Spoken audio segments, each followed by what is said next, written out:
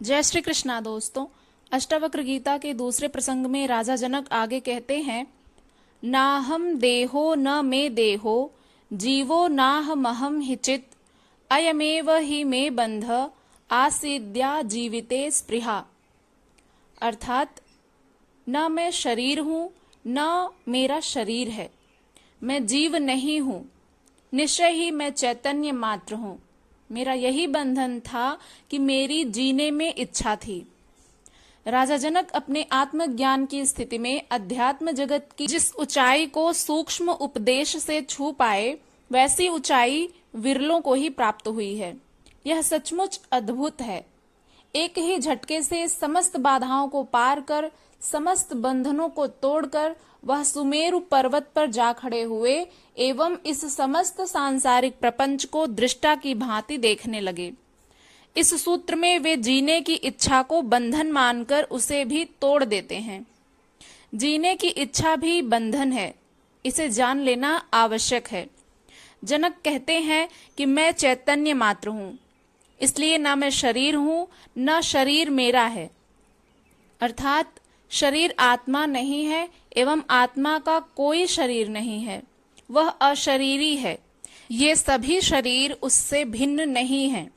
जन्म मृत्यु को प्राप्त होने वाला अहंकार, लोभ, मोह आदि अवगुणों वाला यह जीव है।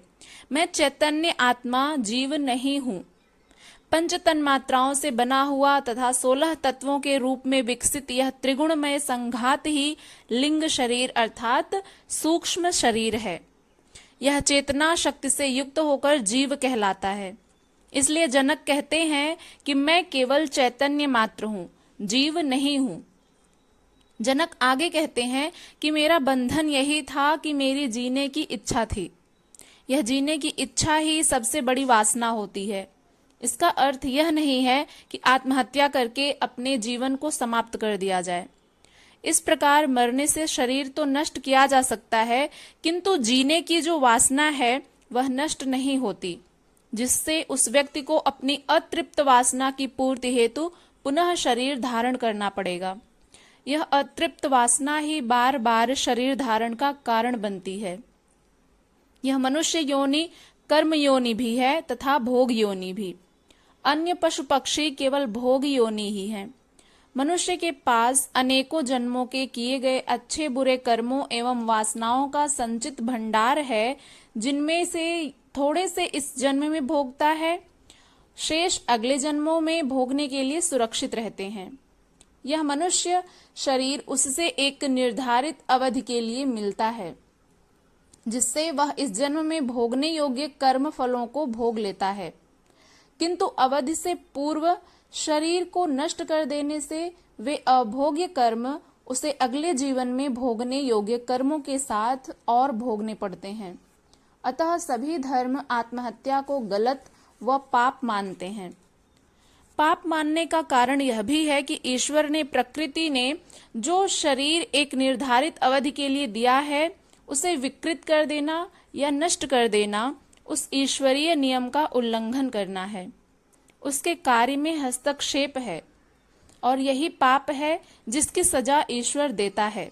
आत्महत्या के पीछे तीसरी धारणा यह है कि यह भी वासना ही है, क्योंकि जिसकी वासनाएं सर्वाधिक होती हैं, जिन्हें वे संसार में पूरा नहीं कर पाते हैं, वे ही आत्महत्या का सहारा लेते हैं।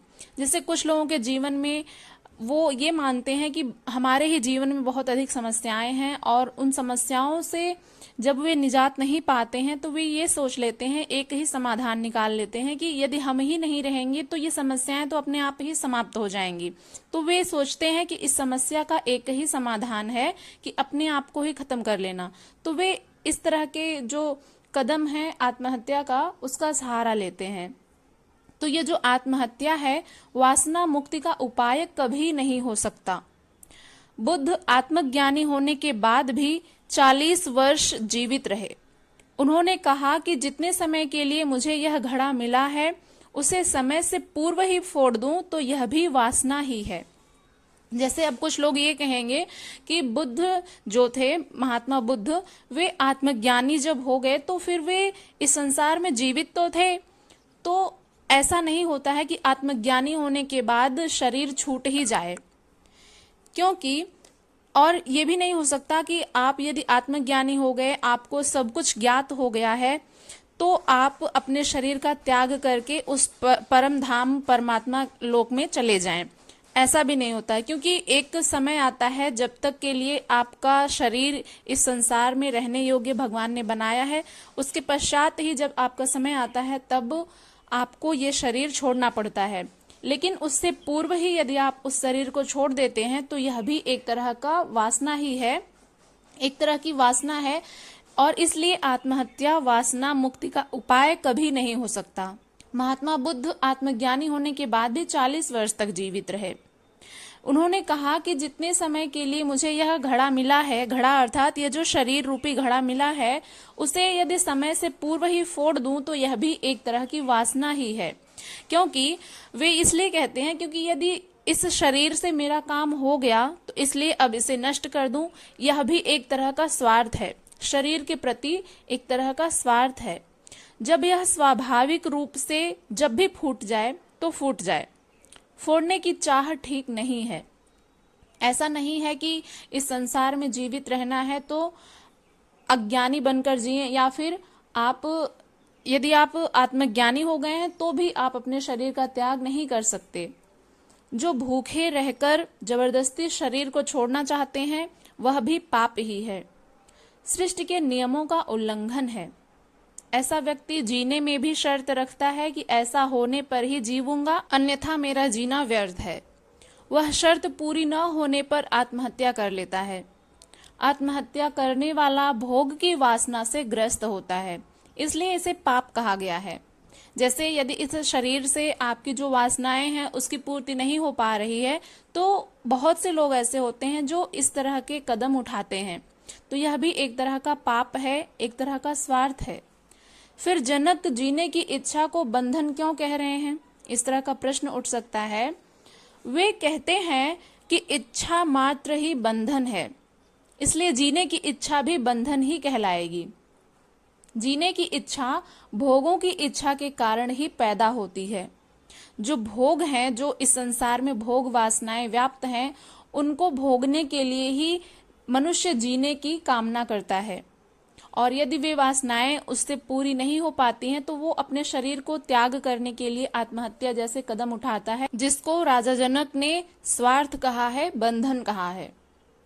तो फिर यदि भोगों की कोई इच्छा नहीं, अन्य कोई वासना नहीं, अपने पराये में राग द्वेष नहीं, भेद नहीं, संपूर्ण सृष्टि आत्मवत प्रतीत होने लगी, व्यक्तिगत जितनी मान्यताएं थीं सब समाप्त हो गईं, फिर भी जीने की इच्छा करने का अर्थ है कि अभी वासना शेष है, अभी कुछ पाना शेष है, अभी मोह ममता राग द्वेष आदि छूटा नहीं है।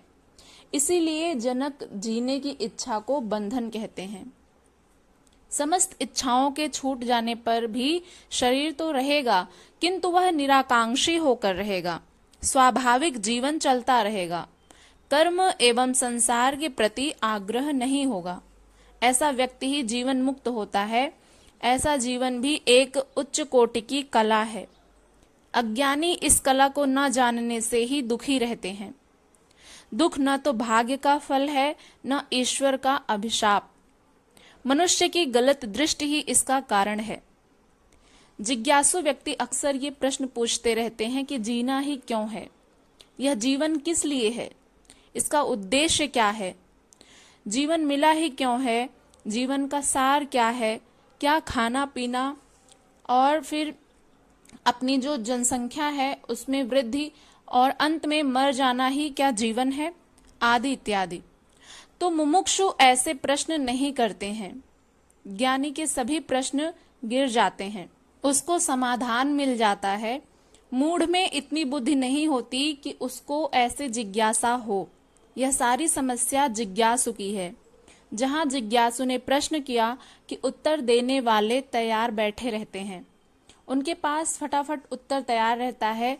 कोई कहता है जीवन का उद्देश्य मुक्ति पाना है, कोई कहता है जीवन जीने के लिए है, तो कोई कहता है कि यह ईश्वर प्राप्ति का साधन है, कोई कहता है यह सेवा के लिए है, दूसरों की भलाई करने के लिए है, तो कोई कहता है कि यह जीवन असार है, इसमें सार ही नहीं है, आदि भिन्न भिन्न मान्यताएं हैं।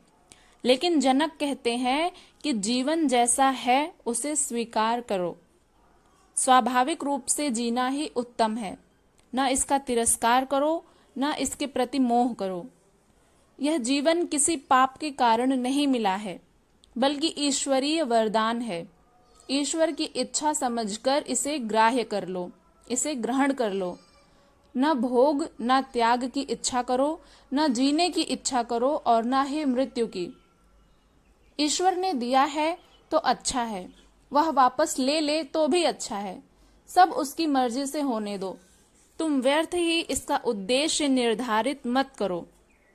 जीने की इच्छा रखने से तुम अनेक पाप करके भी अपने को जिंदा रखने का प्रयत्न करोगे तो पाप ही होगा। जितना अधिक जिंदा रहने की इच्छा होगी, उस इच्छा के कारण उतने ही अधिक पाप करने पड़ेंगे। अतः स्वाभाविक रूप से बिना पाप कर्म किए जीना है। जी लो, लेकिन जहां तुम्हारी जीने की इच्छा बलवती हुई कि पाप होने शुरू हो जाएंगे। जीवन जीना शुभ है, किंतु जीने की उसकी वासना बन जाएगी, और यह इच्छा यदि पूर्ण नहीं हुई तो दोबारा जन्म लेना पड़ेगा। यह इच्छा ही तुम्हारा बंधन बन जाएगी। जनक यही तो कह रहे हैं कि मेरी भी जीने की इच्छा थी और यही मेरा बंधन था, लेकिन अब वे कहते हैं कि अब मैं मुक्त हूँ। क्यों मुक्त हैं? क्योंकि उन्हें ऋषि अष्टावक्र जी के वचन को सुनने का अवसर मिला। वे सुपात्र थे और इसलिए राजा जनक के घट में सारे ही जो वचन थे ऋषि अष्टावक्र के, वे सब उतार लिए गए। राजा जनक ने सारे वचन को ग्राह्य कर लिया। इस कारण से उन्हें समझ आ गया कि ये जीवन क्या है, बंधन और मोक्ष क्या है, ये संसार क्या है, आदि जो प्रश्न पहले प्रसंग में राजा जनक ने किए थे, उन सब का समाधान उनको मिलने लगा। और बिना कोई प्रश्न किए वे सारे ही उपदेश को सुनते जा रहे थे, जिस कारण से उनमें पात्रता भी थी। और अब वे ऋषि अष्टावक्र जी के वचन को सुनने से उन्हें सब कुछ ज्ञात हो गया, और अब वे कहते हैं कि अब मैं मुक्त हूँ। क्योंकि जो जीवन जीने की इच्छा थी वह एक तरह का बंधन था, इसलिए अब वे कहते हैं कि मुझे मुक्ति मिल गई है, अब मैं मुक्त हूँ। तो ये वीडियो यदि आपको पसंद आई हो तो इसे लाइक करिएगा, शेयर करिएगा, कमेंट करिएगा, और चैनल पर यदि पहली बार विजिट कर रहे हैं तो सब्सक्राइब करके बेल आइकन को प्रेस कर लीजिएगा, ताकि आने वाली हर वीडियो की नोटिफिकेशन सबसे पहले आप तक पहुंचे। मिलते हैं नेक्स्ट वीडियो के साथ, तब तक के लिए अपना ध्यान रखिएगा। हरे कृष्ण।